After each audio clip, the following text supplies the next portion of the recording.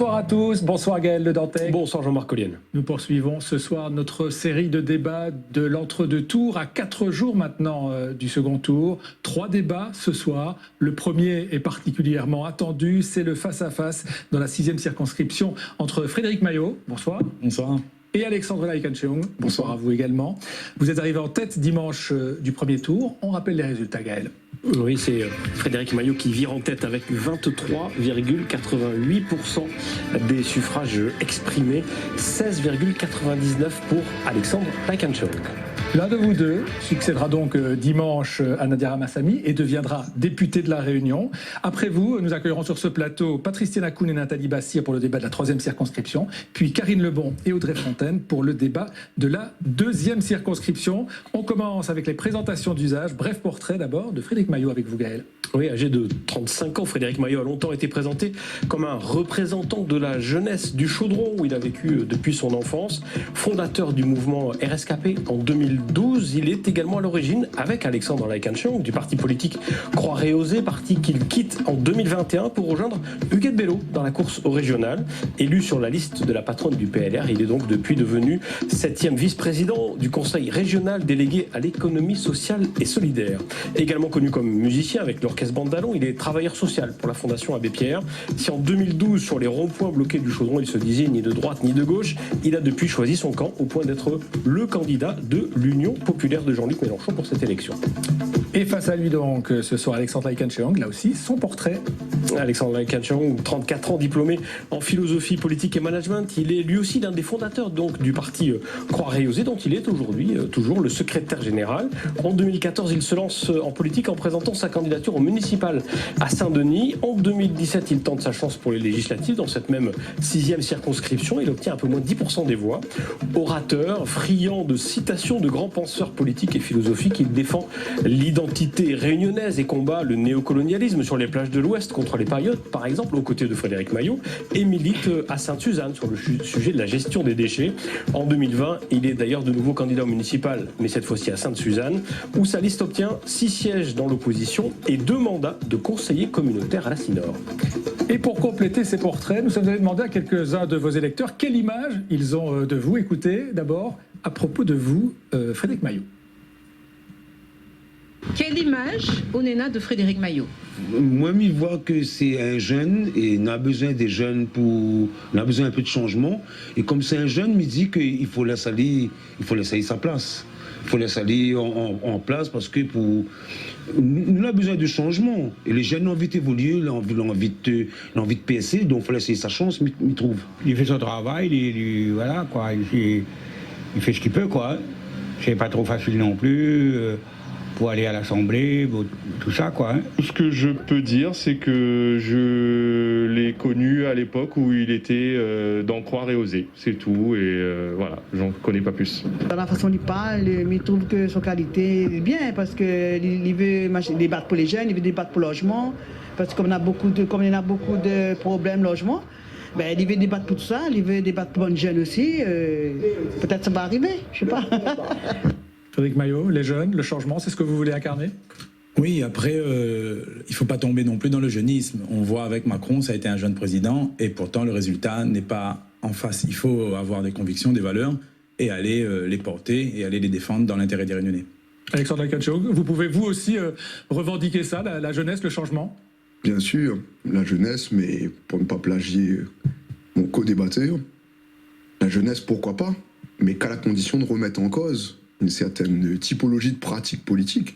C'est-à-dire qu'il y a la devanture de la boutique et puis il y a les meubles derrière et la façon de faire. C'est-à-dire que si on ne remet pas en cause l'un et l'autre, on n'arrivera pas, au-delà du changement, à une logique de transformation et de transition. Allez, on écoute maintenant ce que les électeurs disent de vous.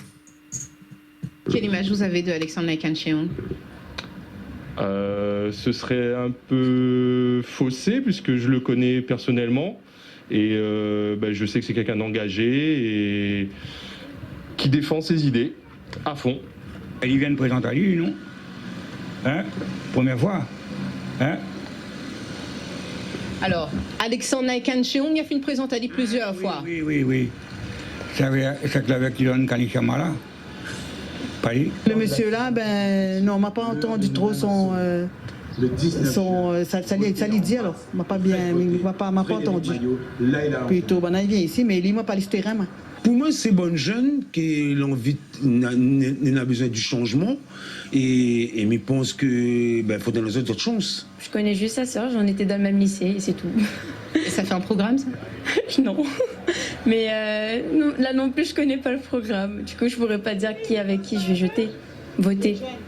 Qu'est-ce que vous préférez qu'on retienne? Il est engagé, il défend ses idées à fond, ou bien on vous confond avec Eric Lung qui a comme suppléant qui est l'autre Kalishiam?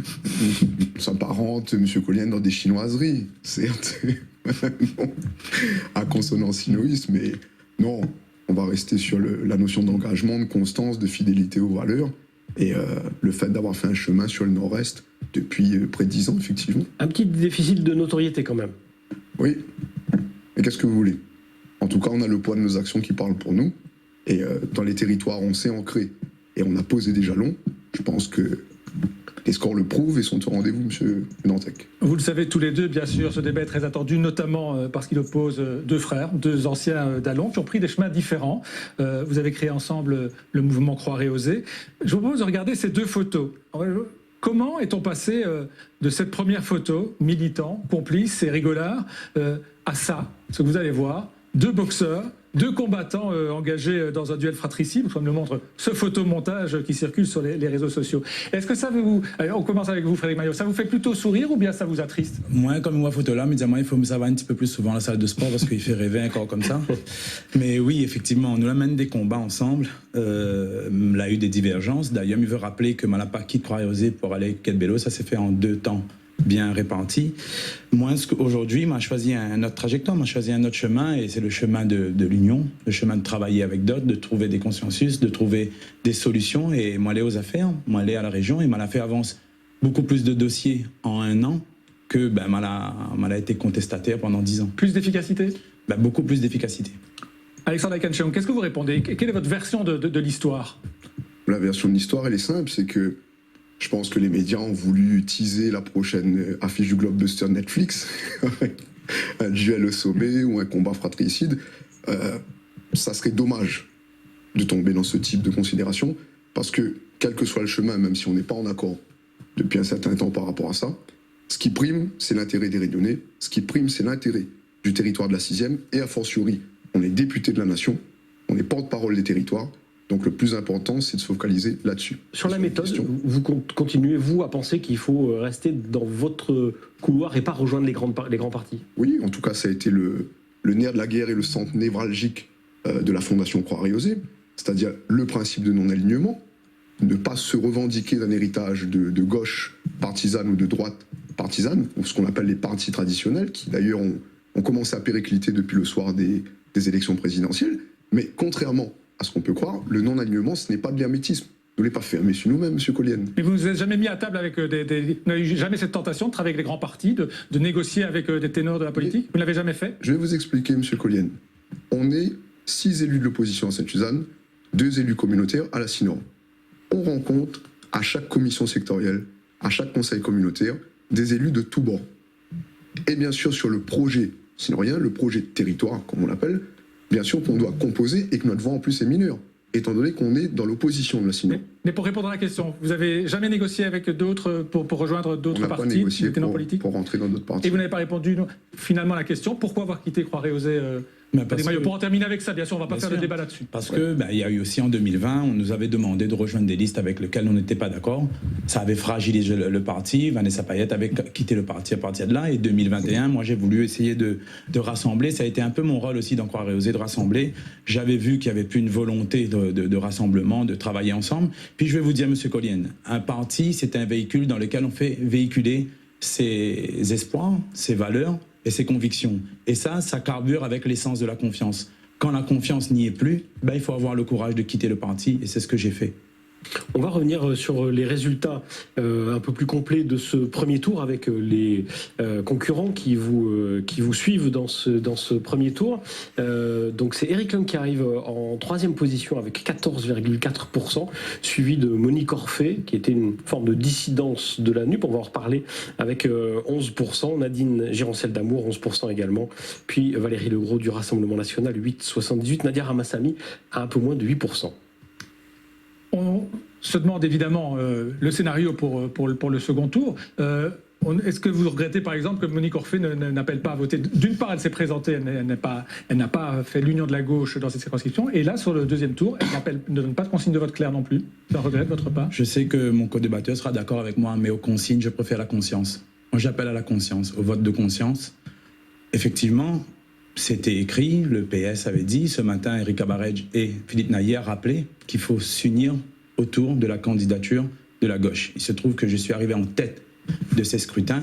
La logique voudrait que la gauche soit réunie pour faire gagner et pour emmener le maximum de députés mélenchonistes à l'Assemblée nationale dès dimanche prochain. C'est vrai que Gaël a appelé dans le portrait qu'à une époque vous disiez que vous n'étiez ni de gauche ni de droite. Aujourd'hui, vous vous dites clairement de gauche. En tout cas, m'y porte des valeurs progressistes, sociales et écologiques. Où ça m'a grandi, que l'a fait de moi aussi, de comprendre que la population appelle de ses voeux un programme social. 21 communes sur 24 que la vote pour Jean-Luc Mélenchon, donc mettre en avant un programme social. Tandis que vous, Alexandre Aïkan-Cheung, c'est toujours ni droite ni gauche? En tout cas, le plus important, c'est de revendiquer une certaine forme d'indépendance. Regardez un exemple, M. Collienne. Demain, on sera député de l'Assemblée nationale, député pour la 6e circonscription et pour la nation. De grandes figures politiques, avant nous, ont été dans des groupes indépendants. Huguette Bello, André Tianakoun, et ça n'a ni empêché de faire progresser peut-être la Réunion, ça n'a ni empêché de discuter et de pouvoir interagir avec d'autres groupes de l'Assemblée nationale. Huguette Bello est dans un groupe qui était très identifié politiquement. Certes, mais à l'époque c'était un groupe indépendant, M. Le Dantec. Donc il ne faut pas confondre l'indépendance de principe, je termine là-dessus, excusez-moi, l'indépendance de principe et des alliances peut-être contre nature dont la question de la NUP, on l'a vu, n'était encore une fois qu'un sacro-saint principe national qui ne prenait pas en compte, même dans le cadre réglementaire, les formations locales. Donc cet accord n'existe pas en tant que tel à La Réunion. Sur le positionnement à l'Assemblée nationale, on a compris que vous étiez resté indépendant. Sur le fond, la question de Jean-Marc, vous sentez-vous de gauche ou de droite?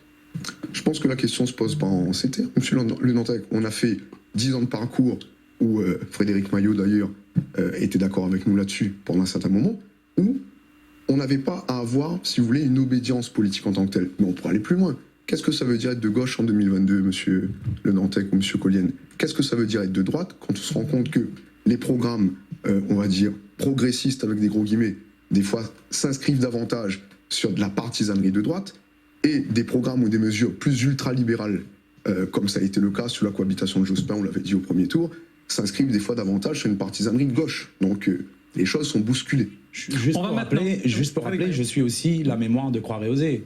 Et Croix-Réausé avait fait clairement Jean-Luc Mélenchon en 2017.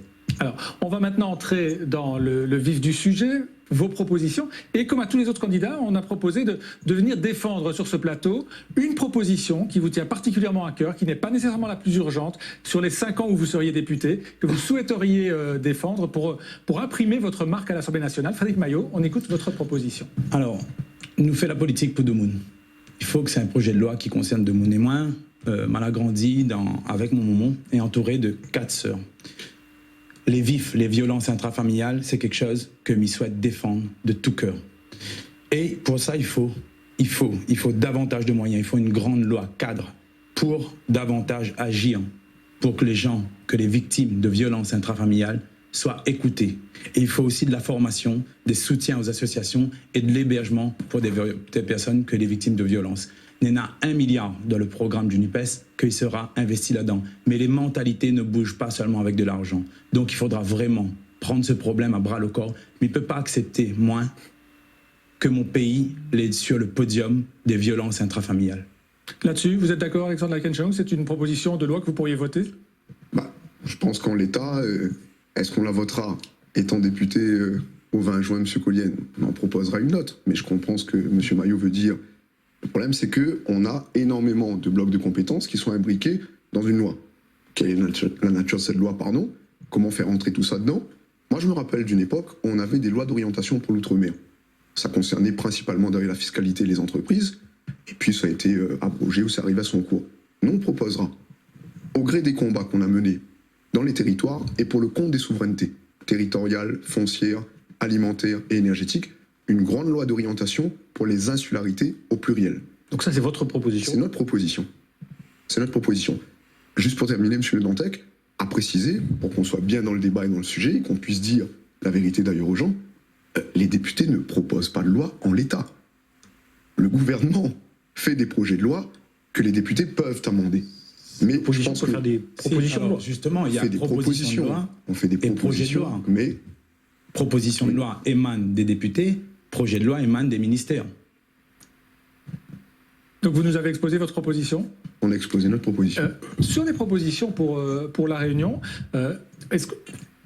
Alors, vous estimez, pour qu'on soit clair, pour ne pas qu'on revienne en arrière dans le débat, comme vous avez demandé à chacun de faire une proposition, c'est celle que vous nous avez exposée ou bien vous souhaitez nous exposer une proposition différente? C'est celle qu'on expose, pourquoi? Pour le simple et bon principe qu'une grande loi d'orientation permet d'incorporer un certain nombre de blocs de compétences. On ne peut pas faire un fourre-tout en parlant des violences intrafamiliales, en parlant du logement, en parlant de ceci ou de cela. L'important, si vous voulez, M. Collienne, c'est de partir des doléances territoriales. C'est-à-dire que lorsqu'on parle des questions de pouvoir d'achat, de vie chère, d'augmentation des prix, de fiscalité, le problème des déchets sur lesquels on est en pointe, la question de l'eau et de l'assainissement, la question en fait qui concerne purement les poches des Réunionnais. En définissant ce spectre bien spécifique des spécificités territoriales liées aux insularités, on voudrait pouvoir mettre sur la table du bureau de l'Assemblée nationale une proposition qui puisse incorporer. Et ça nous donne, je termine là-dessus, une perspective de liaison, parce qu'on a déjà commencé le dialogue avec les autres formations politiques des Outre-mer, de voir comment créer ce bloc interdom, et peut-être même, on est sûr d'avoir l'oreille de certains députés ruraux ou de la France périphérique, qui des fois sont plus insulaires que des territoires comme la Réunion. Est-ce que, Frédéric Maillot, à l'Assemblée, vous pourriez défendre pour la Réunion une amélioration en termes de pouvoir d'achat? Est-ce qu'il y a des spécificités locales sur lesquelles vous souhaiteriez travailler depuis Paris? Ah ben totalement. De toute façon, il y a aussi à travailler sur l'élargissement du bouclier qualité-prix. Et moi, m'y propose mieux que ça. C'est-à-dire, il faut faire élargir, mais il faut faire entrer aussi des nutritionnistes. Ça veut dire, bien manger, c'est la santé. Donc, emmener de la qualité, emmener de la santé, et emmener surtout que les Réunionnais puissent manger bien pour pas cher. Là-dessus, sur le pouvoir d'achat, vous avez une autre proposition? Sur le pouvoir d'achat, vous savez, c'est un problème, M. Collienne, un peu plus global, systémique, pour employer un gros mot. Vous avez à la fois les questions de fiscalité avec une cristallisation autour de l'octroi de mer. Prenons juste un exemple, la fameuse bouteille d'huile qui a défrayé la chronique depuis un certain temps. Combien de droits de douane sur une bouteille d'huile? C'est-à-dire octroi de mer plus octroi de mer régional, dont M. Maillot gère avec son équipe à la région les différentes nomenclatures. On est à 20,1%. Plus les frais connexes, on est à 45%. Ça veut dire que sur une bouteille d'huile de n'importe quel ménage réunionnais, M. Collienne, cette nous paye et cette nous met dans notre marmite tous les midis pour manger, nous paye le droit d'acheter un produit. Mais répète, à la Réunion, nous paye le droit d'acheter un produit. C'est bien de donner un exemple, mais il faut que vous alliez un peu plus vite parce que vous avez déjà 2 minutes de temps d'avance. Mais donc, allez au bout de votre idée sur le Je vais juste vous donner mon idée, c'est-à-dire que sur le pouvoir d'achat, on ne peut pas, et je pense qu'on reviendra d'ailleurs, faire des fausses promesses d'augmentation en fait de 300 € de pouvoir d'achat supplémentaire qui va nourrir peut-être d'autres systèmes. Je pense qu'on doit tabler par cette grande loi d'orientation des insularités sur des choses qui concernent le quotidien des Réunionnais, la facture d'électricité, la facture d'eau, le prix du carburant. Et on reviendra, je pense, sur l'administration des prix. Voilà. Je pense qu'on ne dit pas aussi aux Réunionnais, on ne dit pas ce qui coûte le plus cher dans le ménage réunionnais. On l'a dit dans le premier débat, mais l'éducation est dans la répétition, et il faut répéter. Ce qui coûte le plus cher dans le ménage réunionnais, ce qui impacte le plus le budget du ménage réunionnais, c'est le loyer. Et il faut cet encadrement du loyer. Et puis, il faut appeler aussi à l'État à ses responsabilités. Ça veut dire qu'il faut demander à l'État, en ces temps troublés, de l'ordre public économique. Et ça, c'est le rôle de l'État aussi, d'appel à lier ses responsabilités. Parce que nous parlons un peu de pouvoir d'achat. Ce que nous avons besoin avant d'acheter, c'est de vivre. Et nous avons besoin, pour vivre, nous avons besoin en fait que le salaire augmente. Donc la proposition du SMIC à 1500, le blocage des prix dès le départ, in fine, qui ça y gagne, c'est la poche du Réunionnais. Et il a enfin ce pouvoir de vivre et il peut enfin consacrer un peu de temps pour aller vers le divertissement avec son marmaille, emmène son marmaille cinéma, parce que quand on emmène notre marmaille cinéma, on consomme pas, ou passe un temps un coup de marmaille, et c'est l'épanouissement. On a besoin de vivre, pas d'acheter simplement. À propos du rôle de l'État à La Réunion, dans le programme de l'ANU pour l'Outre-mer, on peut lire un développement des services publics en général, du transport public par exemple. Comment est-ce que concrètement à La Réunion, est-ce que l'État, par votre intermédiaire en tant qu'élu, pourrait intervenir plus sur les services publics à La Réunion? Alors, déjà, il faut savoir qu'il y en a 28 000 immatriculations en plus par an. Si nous continuons comme ça, nous va arriver à ce coma circulatoire. Nous l'est déjà dedans, ce coma circulatoire. Moi, il dit quelque chose. Il dit que s'il y a urgence, il y a obligation. S'il y a obligation, il faut, à un moment donné, dire aux gens que notre petit confort de notre habitacle, il ne peut plus durer. Il faut obliger parce que nous avons urgence. Et comment on fait? Obliger peut-être le covoiturage et améliorer le transport public, c'est déjà le cas. Nous sommes en train de rendre gratuit le car jeune et accentuer encore, donner encore d'autres infrastructures pour que les gens y comprennent que les urgents, combien de voitures dans les embouteillages, combien l'auto est en solo, c'est pas possible. Donc si nous considérons que nous avons urgence climatique, il faut que nous en fasse obligation de trouver des modes de transport alternatifs. Et ça passe par la loi, ça passe par un travail législatif. En tout cas, ça se passe en commission, parce qu'il ne faut pas croire que le député, ça seulement à la tribune, parler. C'est en commission aussi que beaucoup de choses y se passent. Et puis aussi, il faut aller négocier avec l'Europe pour justement trouver des budgets supplémentaires pour permettre que nous circulions plus facilement dans notre pays. Alexandre Lagachéon. Deux petites choses peut-être pour interpeller M. Maillot sur la question. Sur la question des transports en commun, on attend toujours le copartage des compétences en matière de voies ferrées, étant donné que l'interurbain entre les villes est du ressort de la région, l'intra-urbain étant du ressort de la CINOR depuis en fait les modifications de la loi de 2018. Mais derrière ça, on n'a pas besoin d'aller chercher davantage d'argent. Il y a déjà des scénarios qui préconisaient au niveau de la CINOR, donc un tram urbain, dont la Commission nationale du débat public à l'époque avait rendu son avis, en disant que ça coûterait à peu près 400 millions, sans passer d'ailleurs par une technologie chinoise. Rien à voir avec mon nom, M. Collier, il précise. Mais derrière, on a besoin, à un moment donné, et je reprends même les spécificités de la loi de transition énergétique qui prévoyait les budgets sur la question, et on a même une nouvelle disposition sur les aéroports dans la loi 3DS qui permettrait, en tant que telle, de financer ce type de transport. Juste si je peux me permettre, M. Collier, pour rebondir sur la question du SMIC, si vous me donnez le temps, M. Le Dantec. Rapidement, parce que vous êtes en avance un peu sur rapidement, la parole. Je fais le plus vite et on reviendra s'il faut. La question des 300 € supplémentaires quand on parle du SMIC à 1500. Alors, c'est ça aussi, M. Maillot, qui est un peu embêtant. On voit de temps en temps des annonces de M. Mélenchon à 1500, et puis on voit sur vos tracts 1400. Donc on ne sait pas trop, est-ce que c'est la bourse, en fait, sur le portefeuille des Réunionnais. Mais ce qui est sûr, c'est que 300 € supplémentaires sur un SMIC, sachant que le SMIC a déjà augmenté au 1er mai 2022. Il est passé à 1654 €. D'accord ? Brut. Qui va financer ? Brut. Monsieur Collier, qui va financer quand on sait que 80% des entreprises réunionnaises, ce sont des TPE-PME. C'est-à-dire, pour payer 1500 €, il faut payer des charges patronales. Donc des fois, près de 2000 € supplémentaires. On n'augmente pas le SMIC ? Ça pas... fragilise trop les entreprises. C'est ce que disait Thierry Robert, par exemple. Ça fragilise trop les entreprises. Monsieur Collier, c'est pas une question en fait d'augmenter ou pas. C'est une question d'abord d'attractivité des territoires et des bassins d'emploi, avant de faire des fausses promesses d'augmentation de 300 € quand on sait que les petites entreprises ne sont pas en mesure de payer pour l'instant. Et je termine là-dessus, augmenter ou du moins faire des promesses un peu fumeuses sur ce principe, en plus c'est un programme national, c'est que derrière, augmentation de 300 €, donc augmentation des prix. Stop. Monsieur Maillot, vous êtes le candidat de l'inflation. Avec Maillot. Votre réponse sur ce sujet. Le programme de Jean-Luc Mélenchon est confirmé par plus de 90 économistes. Pour la FRH, n'a pas fait économie. Non.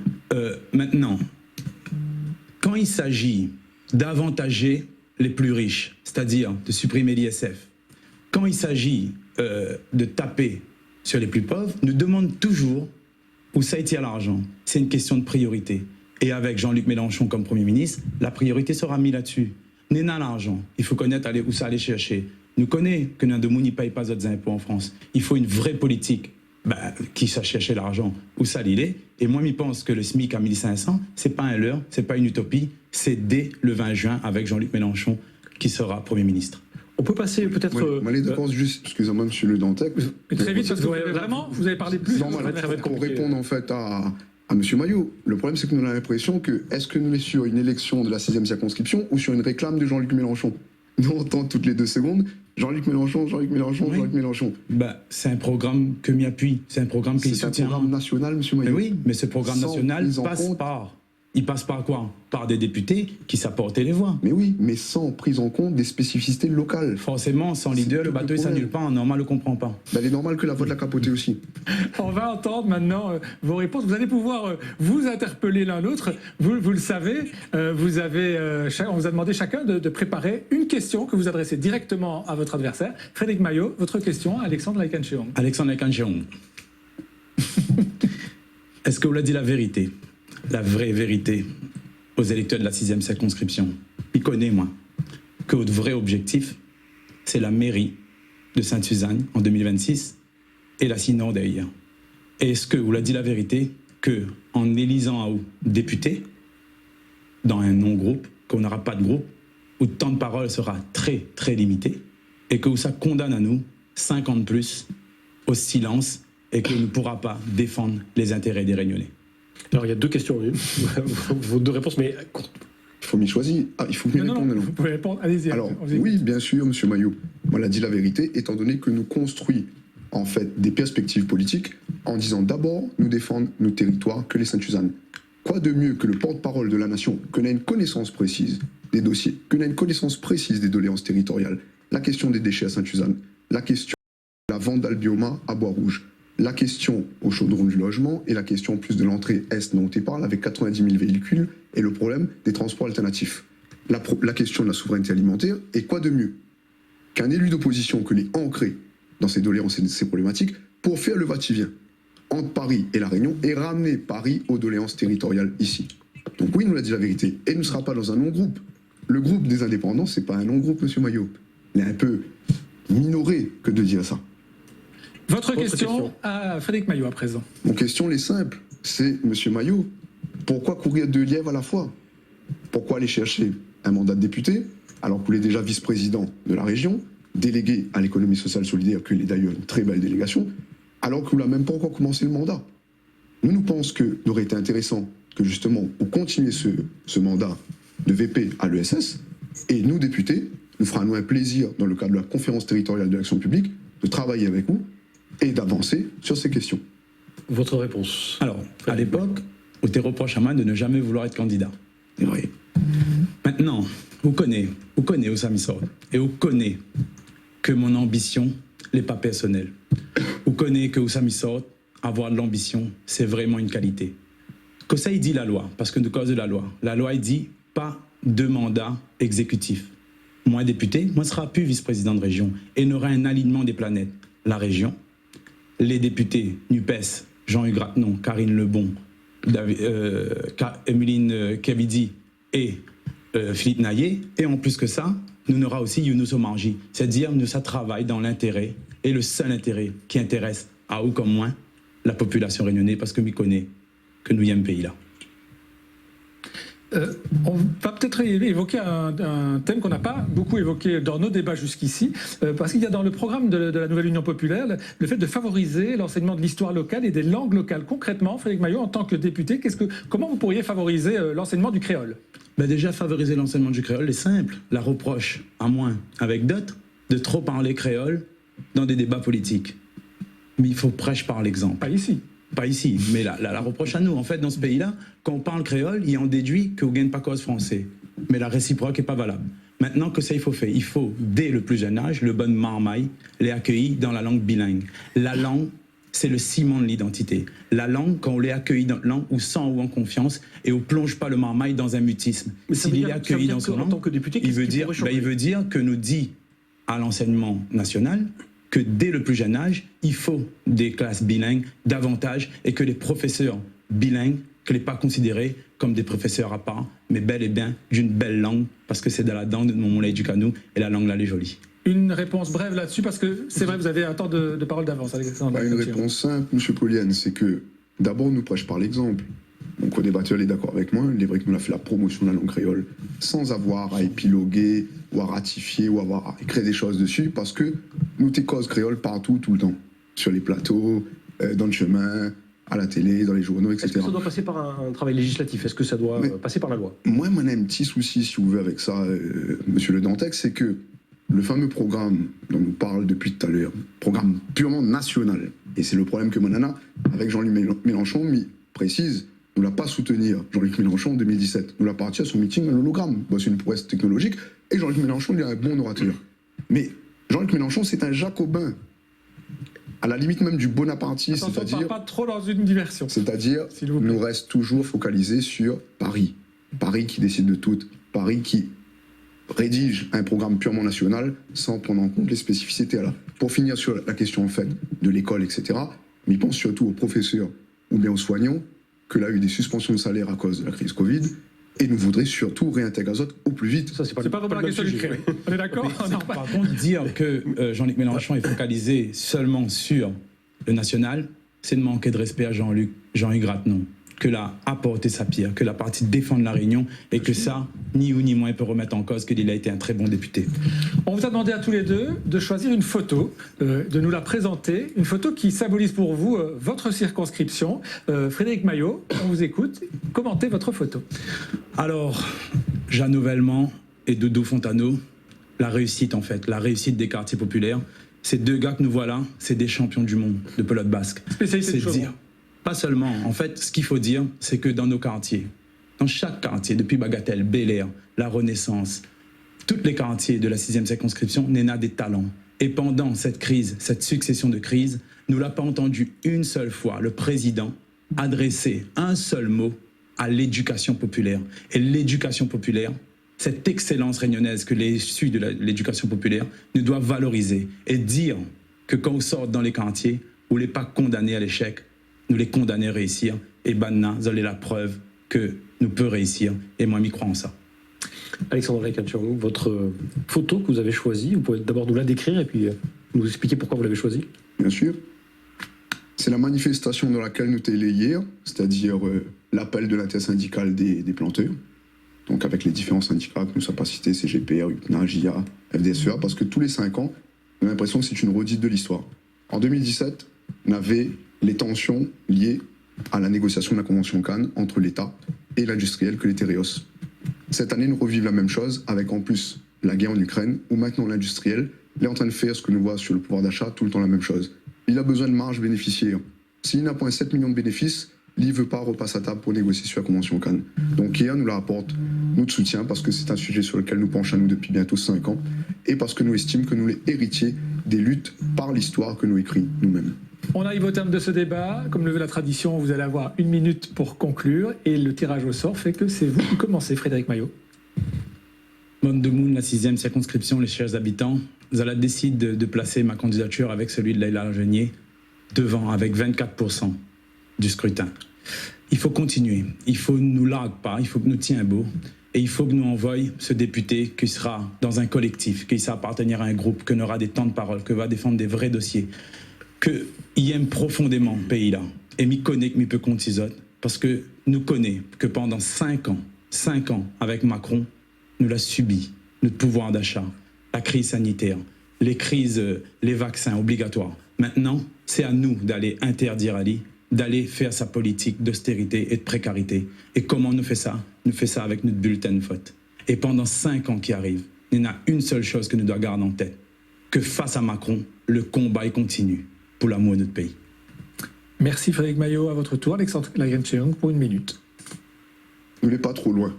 Nous n'sommes pas trop loin et enfin, nous tirons les autres comptes de Moun Cambuston, de Moun Sainte-Suzanne, de Moun Sainte-Marie, de Moun Chaudron, Bretagne, Domingo, Quinquina, que nous les à 1500 voix de transforme laissées. Jamais la victoire n'a été aussi proche. Mais ce n'est pas la victoire de notre candidature, Alec Laïcan ou Florence Chachune. Ces autres victoires, victoire sur l'oppression et la coercition par la clientélisation. C'est la victoire sur les grosses machines, celles qui promettent et qui donnent peut-être jamais.